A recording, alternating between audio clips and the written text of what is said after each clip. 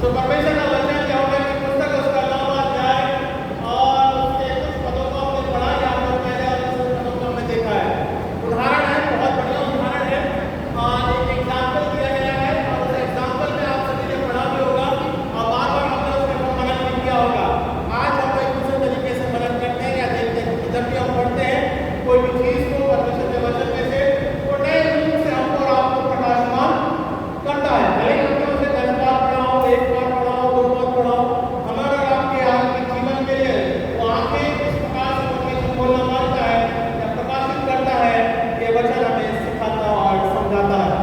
सो वहाँ पे एक अंधा व्यक्ति है और परमेश्वर से वो मिलता है या प्रभु यीशु मसीह से मिलता है और जब वो रास्ते में मिलता है और तब चेले ये कुछ बात करते हैं और क्योंकि वो जन्म से अंधा रहता है तो चेले ये प्रश्न करते हैं, ऐसा क्या बात हो गई कि अंधा पैदा हो गया? क्या इसने पाप किया था या इसके माँ बाप ने पाप किया था या वंश का इस प्रकार से हम पापों को देख नहीं पाते हैं? ठीक है ना? असमानता के रूप में डिसेबिलिटीज बहुत से लोग पैदा होते हैं। किसी के पैर नहीं रहते, किसी की आंख नहीं रहता, किसी का हाथ नहीं रहता या बहुत से ऐसे कारणवश रहते हैं जहाँ पे शरीर या शरीर की दुर्बलता हम और आप देख नहीं पाते हैं और परमेश्वर का वचन यहाँ पे प्रकाशमान होता है क्योंकि परमेश्वर जब प्रचार कर रहा होता है या फिर जब हम प्रचार के बारे में वो कराता है या प्रभु यीशु मसीह की सेवकाई के बारे में हम देखते हैं, केवल और केवल कोई स्टैंडर्ड के लोगों के साथ में, किसी जाति विशेष के साथ में या किसी समुदाय के साथ नहीं, बल्कि प्रभु यीशु मसीह का प्रचार हर एक क्षेत्र के लिए, हर एक लोगों के लिए, हर एक कमजोर वर्ग के लिए ठहराया गया है। और जब प्रचार की बात करते हैं या प्रभु यीशु मसीह की सेवा का कार्य के बारे में प्रचार करते हैं या सेवा के रूप में जब हम देखते हैं तो उसने वचन के माध्यम के द्वारा हर एक क्षेत्र में उसने कार्य किया, चाहे छुट्टी लेने वाले से हो, चाहे भक्ति के जीवन से हो, एक ऊंचे व्यापारी के रूप में और चाहे इस अंधे व्यक्ति के बारे में हो, है ना? तो कहीं ना कहीं परमेश्वर कार्य करता है और हर एक के जीवन में उसने कार्य किया ताकि हमारा उदाहरण के रूप में उन जीवनों से हम कुछ बातों को प्राप्त करने पाए आत्मिक दिशा में या आत्मिकता के रूप में या आत्मिक स्वभाव में हम उन बातों को प्राप्त करने पाए। इसीलिए आज जो गीत दिया गया मुबारक नौबत दुआ की, तब खाक से उठ करके मैं परमेश्वर के पास में मिलने पाऊँ। हमारा जीवन खाक है, मट्टी है और परमेश्वर के तहत हम इन बातों को रखते हैं कि मैं तुझसे मिलने पाऊँ या मेरे जीवन का कुछ ऐसी विशेषता नहीं है परमेश्वर, पर मैं तेरे साथ अपने जीवन की संगति करने पाऊँ। इन बातों के तहत हम यहाँ पे वचन के रूप में भी इसी के समाधान के लिए या हम दृष्टिकोण के रूप में देखने पाएंगे। ओके, सो परमेश्वर का वचन जन्म से अंधा व्यक्ति है, प्रभु यीशु मसीह के पास में आता है, प्रभु यीशु मसीह से मिलता है और चेले वहाँ पे बोलते हैं, क्या ये जन्म से अंधा, क्या इसने पाप किया? फिर भी इसने किसने पाप किया था कि ये अंधा जन्मा? न मनुष्य ने या इसके माता पिता ने? यीशु ने उत्तर दिया, ना तो इसने पाप किया था और ना इसके माता पिता ने, परंतु ये इसलिए हुआ कि परमेश्वर के नाम उसमें प्रकट होने पाए। Whatever the life the Lord has given, जो भी जीवन परमेश्वर ने हमको दिया है, चाहे किसी प्रकार से हो, फिर एबिलिटीज और डिसेबिलिटीज, ज्ञान बुद्धि कम ज्यादा जैसा भी है, परमेश्वर के नाम की महिमा को प्रकट करना बहुत, क्योंकि हमारा जीवन क्या है? खाक है, मट्टी है, इससे हम कोई आशा नहीं रख सकते। अनंत काल का अमृत हम कहीं पीकर आए हैं कि ये संसार में रहेंगे, हमारा जीवन साल दर साल बढ़ता जाएगा, ऐसा नहीं है। हमें एक न एक दिन खाक में मिलना है और इसके तहत अपने जीवन को तैयार करना है कि उसके नाम की महिमा, हम जिसकी अवस्था में हो, परमेश्वर के नाम की महिमा को हम निरंतर करते जाएं। प्रतिभोग परमेश्वर के तहत अपने जीवन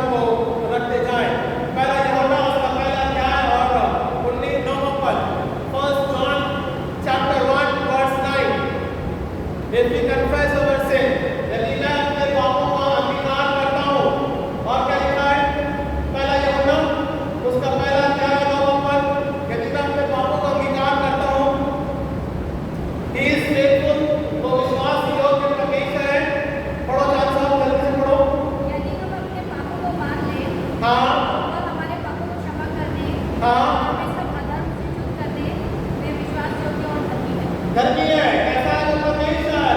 अगर हम उसे अंगीकार करते हैं, यदि परमेश्वर कुछ में डिसेबिलिटीज है, कुछ कमी घटी है, परमेश्वर मेरे अपराधों को क्षमा कर, मैं जैसा भी हूँ, जिस हालात में हूँ, वो अंधा व्यक्ति कैसे परिस्थिति में है, वो प्रभु यीशु मसीह को मिलता है और बाद में वो परमेश्वर के नाम की महिमा को प्रकट करता है। सो उसके नाम की महिमा को प्रकट करना, और वो कैसे होगा? जब तक वो अंगीकार नहीं करने पाते हैं। सो अंगीकार करना बहुत जरूरी है to glorify his name। सो आइए हम कुछ बातों के माध्यम के द्वारा किस प्रकार से शारीरिक भले दुर्बलता हो, चाहे कमी घटी हो शरीर में, परमेश्वर के नाम की महिमा को हमें अपने जीवन से करते जाना है। यह अच्छा जीवन दिया है, साधारण जीवन दिया है, उन्नति का जीवन दिया है, अनुग्रह का जीवन दिया है। हर एक बातों के तहत परमेश्वर के नाम की महिमा को करना बहुत जरूरी है। और बेटा, सो पहली बात समझने के लिए परमेश्वर के नाम को प्रकट करना, verse John chapter 9 verse 3 to 7, verses 3 to 7, John chapter 9 verses 3 to 7। पहली बात मैं पढ़ चुका हूँ तीसरे पद में, ना तो उसके माता पिता ने परंतु इसलिए हुआ कि वो परमेश्वर के काम को प्रकट करे जिसने मुझे भेजा है। हम उसके काम दिन ही दिन में करना अवश्य है। वह रात आने वाली है जिसका कोई काम नहीं कर, है ना? जब तक जीवन मिला है, घास का जीवन या मनुष्य का जीवन एक दिन के समान है, जहाँ पे बढ़ता है, फलता है, फूलता है, और एक समय ऐसा आता है कि वो मुरझा। इसलिए परमेश्वर ने जो समय दिया है, दिन और दिन जहाँ पे बात हो रही है, वो समय की बात हो रही है, वो टाइम पीरियड की बात हो रही है, वो टाइम फ्रेम की बात हो रही है, वो आयु की बात हो रही है। शून्य से लेकर के 60 साल, 70 साल, 80 साल, दिन और दिन परमेश्वर हमको आशीष देता है। सो परमेश्वर के काम की महिमा को प्रकट करना, दिन और दिन, जीवन दर जीवन, उम्र दर उम्र हमें करना बहुत जरूरी है, क्योंकि वो रात आने वाली है जो कि हमारा जीवन समाप्त। हेलो, जब आंखें बंद हो जाती हैं तो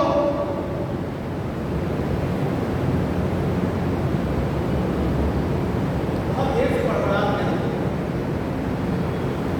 उधर से काफी बड़बड़ाते हैं। अभी समझ में? तो परमेश्वर क्या बोलता है? दिन में काम करो क्योंकि वो रात आने वाली है। बराबर है? मरने के बाद में आंखें बंद, अंधकार ही अंधकार। अब तो विचार भी नहीं आते परमेश्वर सुबह होगी कि नहीं।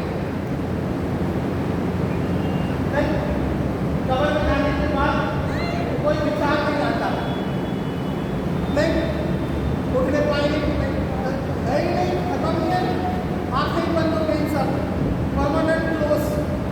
दोबारा उठने का कारण ही नहीं दिखता है, तो कोई डॉक्टर भी डालेगा तो नहीं उठ पाएगा।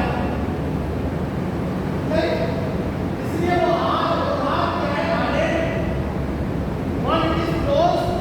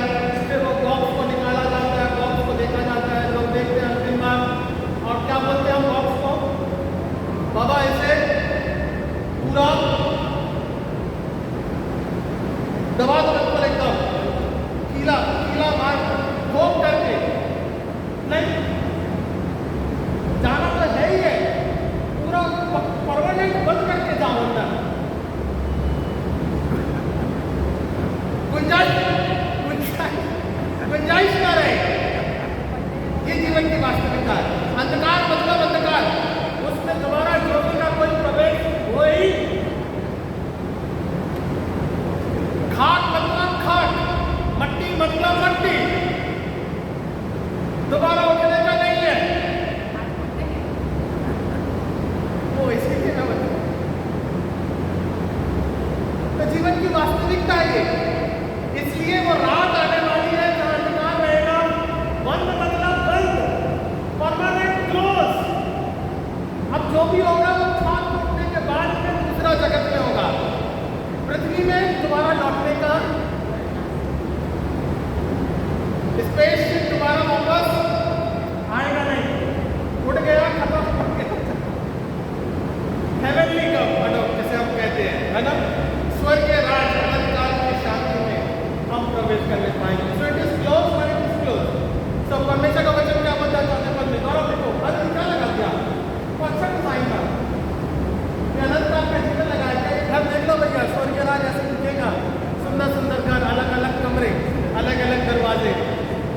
ओके, तो क्या लिखा है इसमें, आने वाली है, इसमें कोई काम नहीं कर सकता जब तक मैं जगत में हूँ, तब तक जगत की ज्योति हूँ। और ये कहकर उसने भूमि पर रुका और धूप से मिट्टी सानी और मिट्टी को सफेद आंखों पर लगा कर उसने कहा, जो शिलो के कुंड में धो ले, जिसका अर्थ भेजा हुआ है, उसने उन्हें जाकर धोया और देखता हुआ लौट आया। Why Jesus is telling? हमको भी हमारे जीवन में अंधापन है। We are blind today as well as आत्मिक जीवन का अंधापन। और परमेश्वर का वचन आज की हमारे लिए ज्योति है, बराबर है। जब आप इसे पढ़ते हो तो प्रभु यीशु मसीह बोल रहा है, जब तक ये वचन है, जब तक मैं हूँ, जब तक पवित्र आत्मा है, तब तक तुम उस ज्योति में अपने जीवन को बना लो। वो मट्टी उसने सानी, धूप करके उसने मट्टी सानी, आंख पर उसके मले और उसका जन्म से अंधापन था वो खुल गया। वचन आपके लिए प्रभु यीशु मसीह सामर्थ के द्वारा आज भी कार्य करता है। ज्योति आपके मन में अभी भी है, ज्योति का सामर्थ आज भी हमारे जीवन में है। वो हमारे आपके लिए आत्मिक अंधेरपन को दूर करना मांगता है। वो आज भी तैयार है कि हम अगर उसके वचन को पढ़ें तो हमारा आत्मिक अंधापन क्या हो जाएगा, खत्म।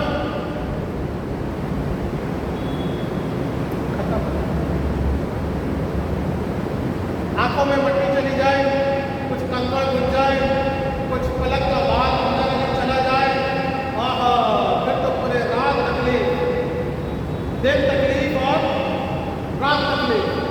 फिर उसको क्या करना पड़ता है, आंखों को पानी से मुंह फुलाना पड़ता है और फिर धोना पड़ता है। हम और आप संसारिक जीवन में जो भी एक्सरसाइज होती है उसको हम करते हैं ताकि वो आंख में से जो कचरा है वो क्या हो जाए, निकल जाए। हमारे आत्मिक अंधेरपन में 60 साल, 70 साल, 80 साल अभी भी अंधेरपन है, पर धोके निकलना मुश्किल है। तो कैसे निकलेगा? परमेश्वर के वचन के पढ़ने के माध्यम के द्वारा उसके आत्मिक सहभागिता में प्रयास करना पड़ेगा रोज बरोज, ताकि जो चुभ रहा है वो निकल नहीं पाए। मेरी बात समझना है, जो चुभ रहा है वो निकल नहीं पाए। इसलिए हम और आपको मसीह की ज्योति के तहत वो बटोरना बहुत जरूरी है। परमेश्वर का जीवन में जो जब तक ज्योति है, जब तक परमेश्वर का वचन है, तब तक उसमें बटोरना बहुत जरूरी है। वरना ऐसा समय आ रहा है जहां लोग कलीसिया को बंद करना, बंद हो जाएगी कलीसिया। हम आराधना कर रहे हैं, आराधना का समय भी बंद हो जाएगा, ये दरवाजे बंद हो जाएंगे, वचन आपके बीच में से उठा दिया जाएगा और जो प्रकाशित वाक्य में लिखा है वो हर एक बात पूरी होगी। और आपके वचन के प्रचार में भी रोक लगाई और हो भी रहा है, इससे धीरे धीरे कार्य हो रहा है। ये हमारा आत्मिक अंधापन है, इससे निकलना बहुत। Where you will want to receive the word of the Lord, that the time when you will not be able to receive the word of the Lord. वो समय ऐसा आने वाला है जब हम चाहेंगे परमेश्वर का वचन मिल जाए, तब वो मिलेगा। इसलिए वचन को याद करना, स्मरण करना बहुत जरूरी है। एक आध तो ऐसे वचन याद नहीं करके रखो, नहीं तो दिन तो याद जो हर संडे गाते हैं, कम से कम वो तो बोल लेना, बन जाएगा आगे का जीवन। नहीं तो जो दफन हुआ है वो खुद नहीं पाएगा। आप मट्टी की हटाओगे तो भी नहीं बन पाएगा वो। तब खास तौर पे यीशु के पास हम जाने पाएंगे। सात्विक अंधापन है, उसको हटाना बहुत जरूरी है। जब तक ज्योति में है, जब तक दिन है, तब तक परमेश्वर को बटोरना सीखो, वरना ऐसा समय आएगा जहां हम उसको भी बटोर नहीं पाएंगे। ओके, ये हो गई पहली बात। तो पहली बात हम इसके नाम की महिमा देता है, इसके वचन को सीखना, पढ़ना और बढ़ना बहुत जरूरी है, नहीं तो हम इसमें सहभागी नहीं होने पाएंगे। दूसरी बात, संदेहवादी प्रश्न, संदेह अगर है, पता नहीं क्या होगा कि नहीं होगा, पता नहीं परमेश्वर करेगा कि नहीं करेगा, पता नहीं परमेश्वर मेरे जीवन के तहत उसी चक्कर में रहना नौ में चाहिए, पता नहीं परमेश्वर किस प्रकार से मेरे जीवन में कार्य करेगा कि नहीं करेगा। So there is a doubt, और हमारे जीवन में डाउट रहता ही है। चाहे आप कितनी भी प्रार्थना कर लो, चाहे आप कितना भी वचन पढ़ लो, वहां पे डाउट तो रहता है, वो खड़ा मन में प्रश्न खड़ा रहता है। सो प्रश्न के बारे में यहाँ पर हर व्यक्ति को लोग पूछते हैं, वो डाउट अभी भी खड़ा है, उसके जीवन के तहत जब वो देखता है, दिखाता है, जब बोलता है जब किसी लोग को आगे मिला के बोले, उसको ज्योति आ जाती है, तो जब ज्योति आती है तब उसे चेकअप कराना, फरीसी के पास में जाना पड़ता है, वो सर्टिफाई करके देता है, नहीं भाई ये वाकई में चंगा मेडिकल सर्टिफिकेट डॉक्टर साहब ही देंगे, दूसरा कोई फिट करके तभी आप उनकी पे चढ़ पाओगे, वरना नहीं चढ़ पाओगे। बराबर है, गवर्नमेंट के लिए बड़ा कंपल्सरी कहता है, ये गवर्नमेंट लोगों के लिए बड़ा कहता है, जब तक तो मेडिकल सर्टिफिकेट पूरा नहीं करोगे फिटनेस का, तब तक उन्हीं पे आ नहीं। अंदर व्यक्ति को चंगाई मिल गई, शीलों में हो गया, सब कार्य हो गया, और सर्टिफिकेट मिलना बहुत, और फरीसी के पास में जाता है। अब देयर इज अ डाउट, उन फरीसियों के पास में डाउट है। Verse 30 to 80, chapter 30, sorry verse 30 to 80, chapter 9 verse 30 to 80 मेरे साथ में डाल दीजिए, कोई पढ़ दीजिएगा, मेरे साथ में सहभागी होना मांगता है। ले गए,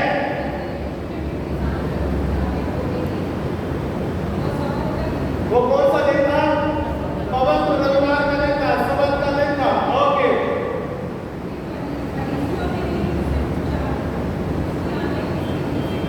खुल गई। हाँ,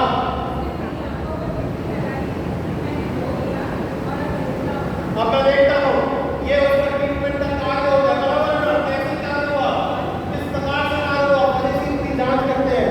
क्या बात हो गई थी कि जिसके द्वारा तुम्हें चंगाई मिली?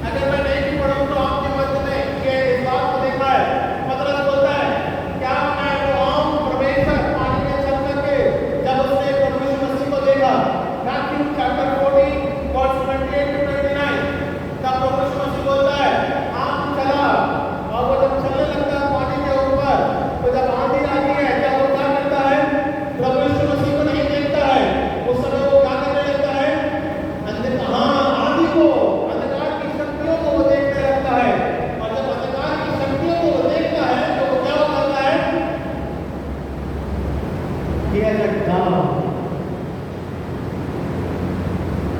जब तक वो प्रभु यीशु मसीह को देख रहा था तब तक वो इसलिए ज्योति में बटोरना बहुत, जब तक प्रभु यीशु मसीह मिलता है तब तक उसको बटोरना बहुत, उसे प्राप्त करना बहुत।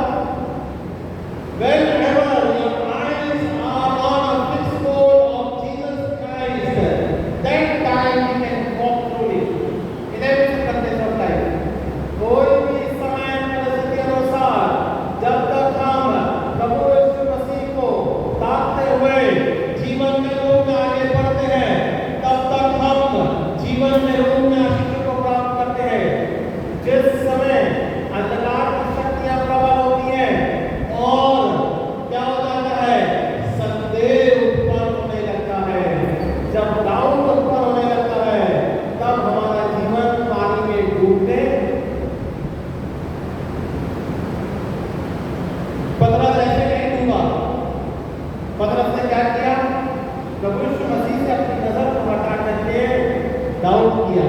पहले संदेह आया उसके मन में, ये अंधकार की शक्तियां तो बहुत बड़ी है, ये जो लहर उठ रही है तूफान की, ये बहुत बड़ी है, बड़ी कठिन है, जहां मैं इसमें डूब जाऊंगा। और उधर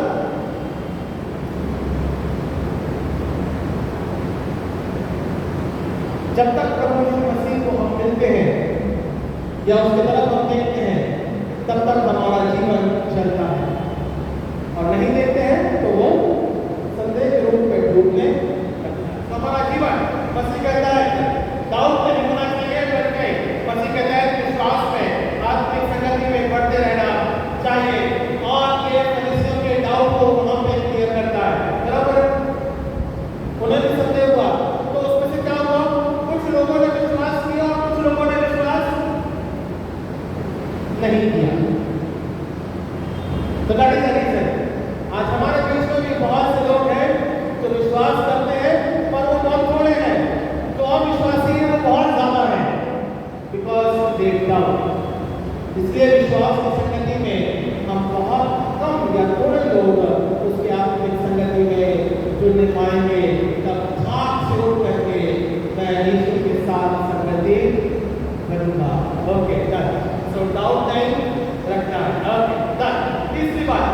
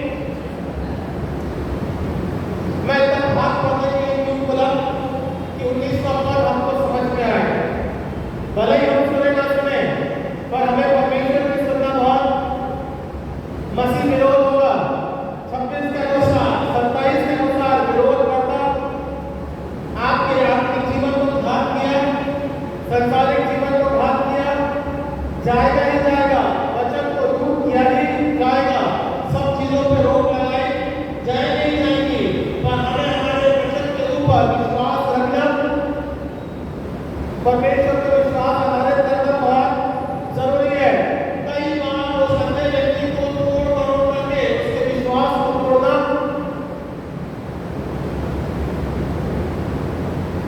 हम तो गुस्सा कैसे है, ये परमेश्वर का कार्य कैसे नहीं करता है, ये वो पुरानी सब बातें सारी बातें आएंगी। तो परमेश्वर का वचन क्या बोलता है, हम परमेश्वर के हैं, परमेश्वर पिता उसके नाम के नाम प्रकट करते हैं। और फिर उस व्यक्ति ने क्या बोला, जगत में आराम से है, कभी सुनाम में नहीं आया कि किसके किसके जन्म करने को आंखें खोल दी। यदि वह व्यक्ति परमेश्वर की ओर से ना होगा तो कुछ भी नहीं कर सकता।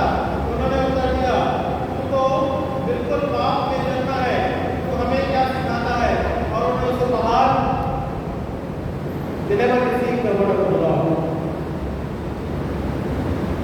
पर इस दुनिया शास्त्रों के लिए ये बातें ठहराई गई। They never received the word of the Lord. पर उस जन्म के अंत के व्यक्ति के बारे में हम और आप इन बातों को सीखने पाते हैं।